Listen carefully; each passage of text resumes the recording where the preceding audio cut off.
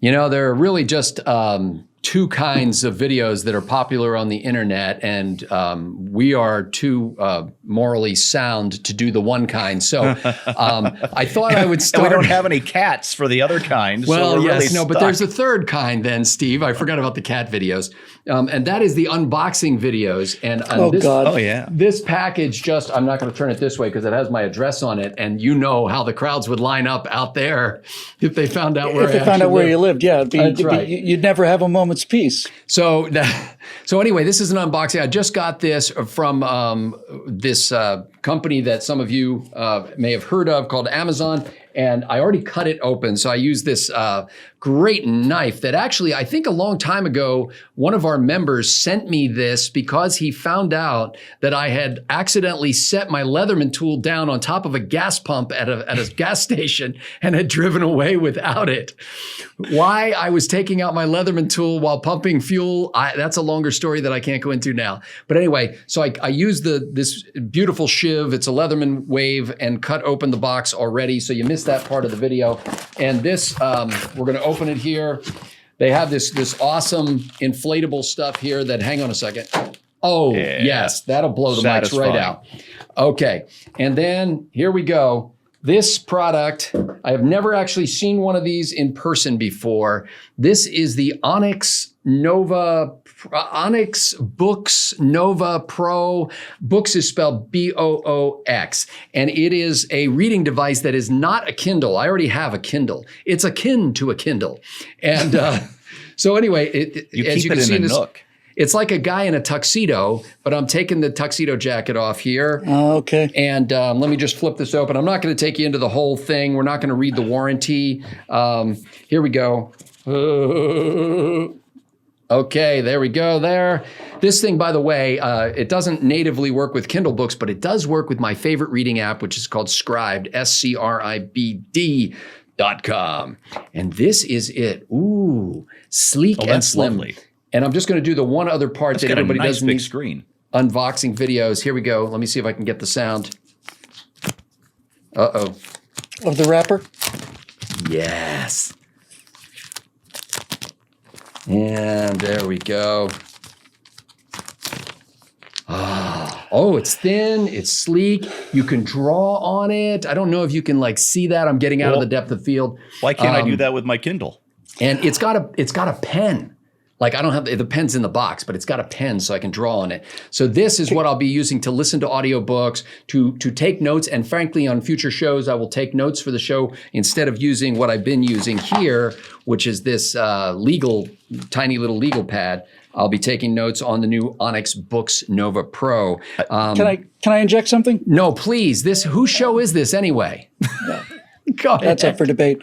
I would just like to say, for those of you that are shelling out your $9.95 a month, your membership has just bought you access to the least interesting unboxing video in the history of the internet. And you were there. You were there to see it. Hey, what I want to know is, are we expected to take notes during these shows so that we have some clue of what we're going to talk about or what somebody else said? Because I don't feel like I'm up to that sort of effort, frankly. I come to the show with notes because I can't remember what I said. But then, as you can see, the only thing on this page are 4 lines here, and it says Green, members, Ott, Whittle. And this is where I write down... Spoiler, you gave away the members. This is where I write down the topics of the show so that afterward I can remember what it was we talked about. I know we've said this behind the scenes. I'm not sure we've ever actually said it on Backstage, but we spend about 2.5 hours every Tuesday taping these shows. And then at the end of it is about the time my wife gets home from work and she says, how was Right Angle today? And I tell her whether, it was a really good week or a fantastic week or an exemplary week. She says, oh, what did you guys talk about? Oh, is gone. I don't know. So, and what Steve is not willing to confess is that the next question from Melissa is, well, who was there? And Steve goes, some guys. I saw something. I don't remember their names. I know he has a new driver. No, the second question she asked me is if I'm going to just stand there talking about work or pour her a drink. A little Brian Regan humor there from Bill Whittle. You can't let a woman like that get away. Nope. That's right. All right, Scott, why Okay, don't you so take this this goat week rodeo? is actually Stephen Green's time to host two shows, one of which is just what we just call a show. And then the other one, we actually used to have a special name for it, but now it's just a show. And so Thanks for clarifying that. once more, as Bill Whittle waits for the imminent arrival of SMOD, the sweet meteor of death, I wait always for the go week last. when Steve Green gets the members episode, what we used to call that, and does something other than what he's about to say. I'm going to say it. You know I'm going to say it. My show that isn't a members show, that used to be a members show, it's still a lightning round, baby. You're killing me, Larry. Yeah. And we're gonna run out of Roman letters here, man. Roman numerals are not, You're going to they're need a not bigger inexhaustible. alphabet. No, see, they didn't okay. have computers. They didn't really need to count that high. They didn't even have Super Bowls. Yeah. So why would you even have to count beyond Are we 20 up to, if you don't we're have up to Super like Bowls? 27 now or something? And that's when we started numbering them. Doesn't matter. It's okay. Yeah. Whatever. I happen to love the lightning rounds. It's I all do. good. I think they're great. It's fun. It's a chance. There, you know what it comes down to, really. If I can suck up just a little tiny bit, it's so much fun talking to you guys about the news that if I can have 5 topics instead of 1, I'm gonna do it. And by you All right. guys, he meant our members, not Bill and I. No. Oh, clearly not you two. Oh no. We've been doing this for 10 years. I couldn't stand either one of you from the start. Clearly. Well, and mutual, I'm I know. sure. I know the feeling. That's right. What else you got there, homeboy? And it is my main topic. Well, we'll just call it my main topic. How about that? Is kind of a difficult one. You don't normally want to talk about child abuse, and normally you don't have to, because as awful as it is, it generally happens in private. But what do you do when you see child abuse occurring not just in public, but at the UN to wild applause? And I'm talking about 16-year-old Greta Thunberg and the abuse, for lack of a better word, that this poor girl has been subjected to for half of her life, that has resulted in that little speech she gave at the United Nations climate change thing on Monday. I heard a brief clip of that, Steve, and I just thought she is talking not as if climate change is a looming threat that's going to cause discomfort and pain and all that kind of stuff, but as if it is a clear and present agony for her. She is tangibly experiencing, palpably experiencing the pain of man-made climate change in the now. Yeah, as if it's going to kill her any moment. It could be next month if she's lucky, but very much sooner by the sound of her voice. You're absolutely right, Scott. Bill, did you see this clip? I didn't see the clip. I saw the reference to the clip, and I've heard about her. I don't. It's tough because she's going to be in that kind of misery for another 80 years, right? Yeah. She's gonna spend the rest of her life thinking that today's the day I'm going to die from climate change, and then she's going to be 90 and she's going to keel over and she's going to say, "Well, my children. That's why I didn't have children, because I didn't want to bring them into this world that is just about to flood any second now, Any second. or burn, whichever the case." I mean, may you're be. torn because on the one hand, it's neat to see somebody who's got so much concern. She's willing to put herself out there. She speaks, somewhat eloquently, and she's gotten herself into a position of global prominence. On the other hand, you're right. It's child abuse, what they've done to this kid. Meanwhile, her friends are out there, if she has any, are out there enjoying their lives, driving cars, enjoying video games and teenage kids iPhones should and be going doing. shopping. Yeah, they're doing fun things. And she wakes up every morning thinking that not only is the planet practically dead already, but it's your fault, Stephen Green. No, you're Yeah. right. It is child abuse, Steve. It's a good call. Yeah, and I did some research on her yesterday when I wrote a piece about this for PJ Media, and her childhood is, and I'm not talking about her childhood in the last year when she's become famous. I'm talking about her childhood before that, is just really deeply awful. And we're gonna get into that, not to talk about the climate change part, but to talk about liberal parents, were they? Oh, you better believe it. Imagine my shock. Yeah. I'm ashamed to say that I looked away from that story because what little of it I heard, I thought I'm going to get angry at the people who have done this to her. Well, Didn't you love Donald Trump's tweet reply, though? It was just great. It was just great. She seems like a very nice young lady, and I'm sure she's going to live a long and happy life. That was a deep troll. Looking forward to a bright and wonderful future. So nice to see. Oh man, I feel bad for her. She's an American kid? No, she's like, it's like, where is she from? Sweden. Sweden? Okay. I thought so. I saw her on the flight over to Norway when we were visiting distinguished visitors, and I saw this. Did Obama go into her office and tell her, yes, you're right. It's thank you very much for speaking up on this.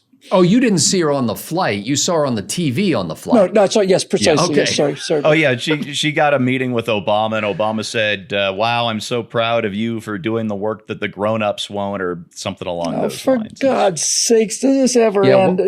While my daughter, Sasha, is wallowing in the mosh pit at some indie concert, you're doing something that a dad can be proud of. Oh man, Scott, that was vicious. I'm sorry. Quietly vicious. No, I'm proud of you, man. I'm sorry. I really meant that. Never apologize for the good stuff. That's my motto. That's right. So here's my subject, and we actually did this last week in a sense. Remember our buddy Shane Gillis, whose name will be quickly forgotten after a week or so. Shane Gillis is the guy who got hired by Saturday Night Live and then fired 3 days later. He's a comedian, and there was some indication in Variety.com that the reason why SNL had hired him is because they thought he would appeal to conservatives. Now, I've read follow-up coverage. It essentially said, well, it's not that he was a conservative so much as that he would tell stories in his routine about farm life, and he was white, and so therefore he might be appealing to conservatives for some reason, but apparently he doesn't like Donald Trump, and he's not necessarily conservative. In any case, somebody wrote a column, I want to say in the Federalist. I'll peel this open. Yes, Ellie Buffkin, love that name. Ellie Buffkin wrote a column in the Federalist.com under the headline, 5 Ways SNL, Saturday Night Live, could actually appeal to conservatives. And you really don't need to know what Ellie Buffkin said. I just thought that would be a great topic. For you guys, I get it. That's great. That's great. A great idea. Because if they had tried, and I'm skeptical of that, but if they had really tried to appeal to conservatives and then fired the guy who was their appeal to conservatives before the show even started, what might they have done if they didn't have such a tin ear? Good question. All righty.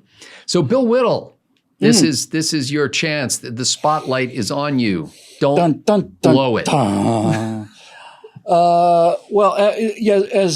As you may know, we all do.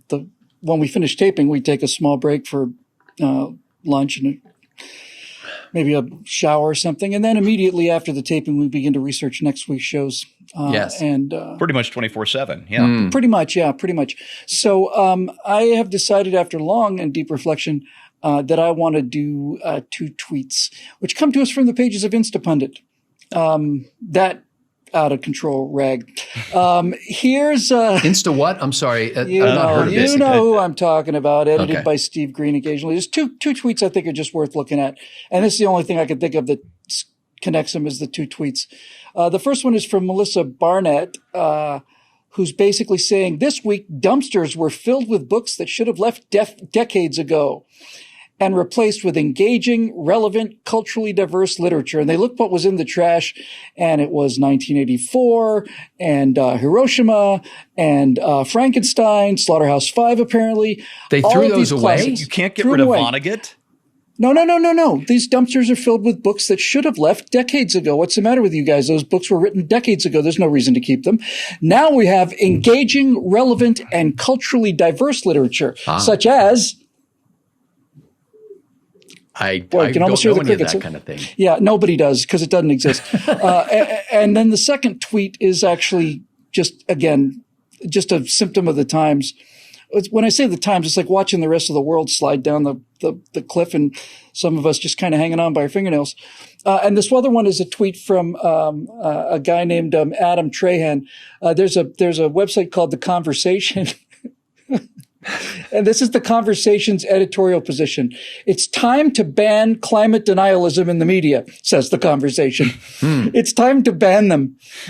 Adam Trahan says an outlet You called The can't speak Conversation here. This is The Conversation. banning opinions it doesn't like is first ballot Hall of Fame irony, and I couldn't agree more. First Yeah, ballot so, Hall of Fame irony. I saw that this morning, and it's my new favorite phrase in the world. In the world. He says the media has the responsibility to stop people who deny that climate change is happening. You know, I think I was actually in college or shortly after I went to Penn State because I continued to live in and around the campus after I graduated. And somebody had painted on the sidewalk something that has stuck with me and probably has had a greater impact, frankly, than my entire 4 years of so-called education at Penn State. And that was the phrase, ban intolerance. And when I saw that, it all just kind of came together for me, you know? Yeah, it's like shoot the fanatics. Yeah, all of that stuff. Yeah. Yeah. Alrighty then. Well, that sounds like a lot of fun. I think I would like to make a motion that we actually record these episodes that we've proposed and then distribute them throughout the world and then express gratitude to the members here who have made this possible. Can we do that? Luxury. I don't even have a second for this motion. I guess that's not going to Oh, happen. I second whatever. it. Yeah, sorry. Okay. All in favor, aye. All opposed, I don't care. So ladies and gentlemen, I used to like it better when I got paid by the hour. Got paid by the word. getting paid paid was by always the good. ton. I remember that. Dickens paid was by the paid by ton. the word, and it Was he showed. really? Yeah, that's right. So, ladies and gentlemen, we are, of course, grateful to the many and fine people who make this show possible. I get to read your blog posts at billwhittle.com. I get to see your comments, and I get to be rebuked and admonished on occasion by you, correcting my indiscretions of various sorts. We appreciate all of it. We get a lot of nice emails from folks who just love what we're doing here. And I was going to say we're not able to acknowledge them all, but pretty much we do. So, you know, I like to think we're so famous that we're not able to acknowledge them all, but it's still at the point where we can acknowledge them all. Yep. Watched by literally dozens of people all Countless. around the world. All right. Let's get this goat rodeo That's on the it. air here. For Stephen Green and Bill Whittle, I'm Scott Ott. Thank you. Goodbye.